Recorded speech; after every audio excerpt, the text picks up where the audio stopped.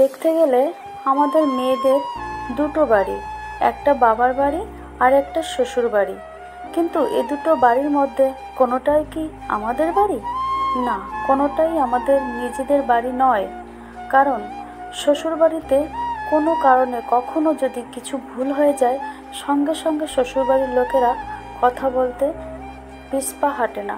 তারা সঙ্গে সঙ্গে বুঝিয়ে দেয়, এখানে তোমার নিজের মর্জি মতো কাজ করলে হবে না। এটা তোমার বাবার বাড়ি নয়, এটা তোমার শ্বশুর বাড়ি। ঠিক তেমনি বাবার বাড়ি থেকে ওই একই কথা যুগ যুগ ধরে মেয়েরা শুনে আসছে, যে ওখানে তোমার বিয়ে হয়েছে, যে করে হোক যেভাবে হোক ওখানেই তোমাকে মানিয়ে গুছিয়ে থাকতে হবে। আর এই কথাগুলো কি বলবো বন্ধুরা, বাবার বাড়ি থেকেও কেউ বোঝে না, শ্বশুর বাড়ি থেকেও বোঝে না যে একটা মেয়ের কোথায় কতটা কষ্ট হচ্ছে। আর যদি স্বামী খারাপ হয় তার ওপর, তাহলে সেই মেয়েটার কোথাও কষ্টের শেষ থাকে না। একমাত্র বাড়ি যে কোনটা মেয়েদের, সে মেয়েরা আজও পর্যন্ত বুঝতে পারলো না। এটাই কি আমাদের বাড়ি? কোনোদিন বন্ধুরা যদি নিজেরা উপার্জন করতে পারো, তাহলে একটা বাড়ি তৈরি করো। তাই বলি বন্ধুরা, একটা মেয়ে তার সর্বস্ব ছেড়ে মা বাবা, আত্মপ্রয়োজন, এমনকি তার যে পরিচয়টুকুও ছেড়ে একটা অচেনা পরিবারে আসে সংসার করার জন্য। তাকে কখনোই পরের বাড়ির মেয়ে বলে কষ্ট দিও না। আমরা মেয়েরা পাখি, শুধু আমাদের ডানা নেই তাই আমরা উঠতে পারি না।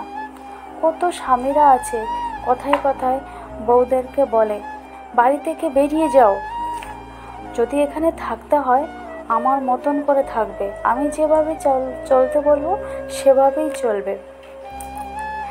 এই কথাটা একটা মেয়েকে ভিতর থেকে দুমড়ে মুচড়ে ভেঙে দেয়। কিন্তু যে বলে সে তার কিছুই মনে হয় না।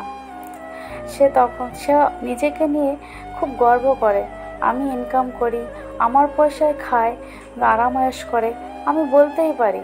কিন্তু কথাটা শোনার পরে সে মেয়েটার যে কতটা কষ্ট হয়, এটা সে একটু অনুভব করতে পারে না। তাকে আরেকবার মনে করিয়ে দেওয়া হয়, মেয়েদের সব হয় কিন্তু নিজের কোনো বাড়ি হয় না। তো হ্যালো বন্ধুরা, তোমরা সবাই কেমন আছো? আমি রীতা, আমার আরেকটি নতুন ব্লগে তোমাদের সবাইকে স্বাগত। তো চলো বন্ধুরা, সকাল সকাল উঠে পড়েছি আর কিছু কাজ বাজ সেরে এই যে ঘরের কাজগুলো করছি। ঘরে এলোমেলো ছিল তো, সকালে ছেলে ঘুম থেকে উঠেছে একটু দেরি করে, তো তার জন্য বিছানা কাঁথা সবই এলোমেলো ছিল আর সেগুলোই আমি গুছিয়ে রেখেছি। আর ঘরে যে ফার্নিচারগুলো আছে আমি রোজই তো এগুলো পরিষ্কার করি, সকালে একবার ঘুম থেকে উঠে সব কিছু একটু মুছে নিই, কারণ ধুলো পড়ে তো। ধুলো সবসময় ওড়ে, গরমের সময় যখন বৃষ্টিটা কম হয় তখন প্রচুর ধুলো হয়, আর বৃষ্টি যখন হয় তখন একটু ধুলোটা কম হয়, কিন্তু ধুলো পড়ে। কোথা থেকে এত ধুলো আসে কি জানি, পরিষ্কার করার পর আবার পরে দেখব যে আবার ধুলো পড়ে গেছে। তো দেখো বন্ধুরা, ঘরে একে একে সব কিছুই একটু গুছিয়ে নিচ্ছি। আর এই কাজটা সকালে না করলে না, পরে অন্য কাজে ব্যস্ত হয়ে পড়তে হয়, তখন আর করার টাইম থাকে না আর মুডও থাকে না। তার জন্য সকালে ঘুম থেকে উঠে একবারে বিছানা কাঁথা পরিষ্কার করে গুছিয়ে রাখার সময় আমি প্রতিদিনই এই কাজগুলো করে থাকি। তো এই কাজটা করা থাকলে বেশ ঘরটাও ফ্রেশ থাকে, দেখতেও সুন্দর লাগে, আর ঘরটার গুছানো থাকলে তো ভালোই লাগে, তাই না বন্ধুরা? আমি ছোট থেকেই এরকম গুছিয়ে রাখতে খুব পছন্দ করি, আর আমি গুছিয়েও রাখি। আমার বাবার বাড়িতে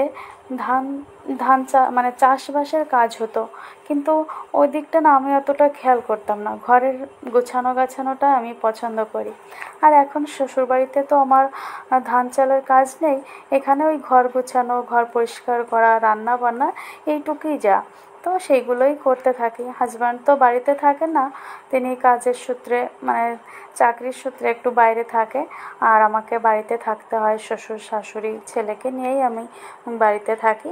তো তাদের রান্না বান্না করি, ঘর গোছাই, ঘর পরিষ্কার করি, এইভাবে আমার সময়টা কেটে যায়।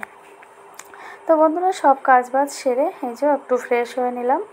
আর এখন তো গরমের সময়, তো ঘেমে তো যাচ্ছি, তাও কাজ তো করতে হবে।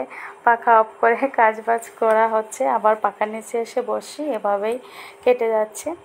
তারপর সব কিছু গুছিয়ে নিয়ে এই যে রান্না করছি। আজকে রকমের সবজি দিয়ে মাছের ঝোল হচ্ছে, দুটো ভাজি হচ্ছে, ব্যাস এটা এখন খাওয়া হবে, আবার দুপুরে খাওয়া হবে, তারপর রাত্রে আবার রান্না করব। তো আজকে এখন তো ছেলের স্কুল নেই, যেহেতু গরমের সময় ছুটি পড়েছে স্কুলটা, আর ভোটের রেজাল্ট বেরোনোর পরেই স্কুলটা আবার চালু হবে। তো ছেলে টিউশনিতে গেছে, ও আসে খাওয়া দাওয়া করবে। আর বাড়িতে তো শ্বশুর শাশুড়ি আছে, তো আমি সকালে একবারেই রান্না করে নিচ্ছি। আর এখন কটা বাজে, 8:30 নাগাদ বেজে গেছে। তো 9টা 9:30টার মধ্যে আমাদের সকালের খাবারও খাওয়া হয়।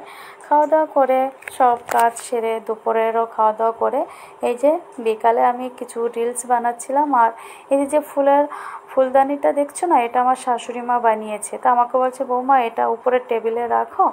তা কি যে টেবিলে রাখছি, কিন্তু দাঁড়াচ্ছে না। এদিকে দুপুরে না ঘুমানোর সময় ছেলের সঙ্গে একটু তর্ক, মানে ঝামেলা হয়ে গেছে, আমি আর কথা বলছি না, তো ও বারবার আমার পেছনে পেছনে। আমরা এখন ছাদে এসেছি, আর এখন মেঘলা মেঘলা আকাশ, আর কালকে বৃষ্টি হয়েছিল, ওয়েদারটা খুব সুন্দর, তাই জন্য খুব ঠান্ডা ঠান্ডা হাওয়া দিচ্ছে। আর আমরা ছাদে এসে এই যে দৌড়াদৌড়ি করছি। তো চলো ছাদের চারিপাশটা, আমাদের বাড়ির চারিপাশটা সবুজ আর সবুজ, যেদিকে চোখ যাচ্ছে শুধু সবুজ আর সবুজ দেখা যাচ্ছে। অনেক দূরে মনে হচ্ছে পাহাড়ের মতো উঁচু হয়ে আছে। আর দেখো ওখানে কোথায় জানি আগুন ধরিয়েছে, সেই আগুনের ধোঁয়া উঠছে।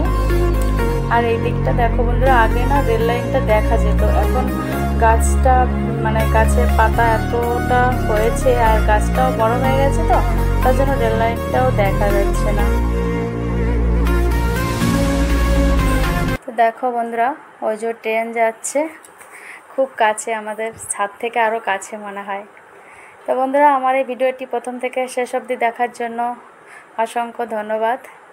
আর আমার চ্যানেলটি ভালো লাগলে সাবস্ক্রাইব করো, আর যারা চ্যানেলটি সাবস্ক্রাইব করেছো তাদেরকে আমার অসংখ্য ধন্যবাদ। তো বন্ধুরা, সবাইকে আর একবার গুড ইভিনিং বলে ভিডিওটি শেষ করছি। সবাই ভালো থেকো, সুস্থ থেকো।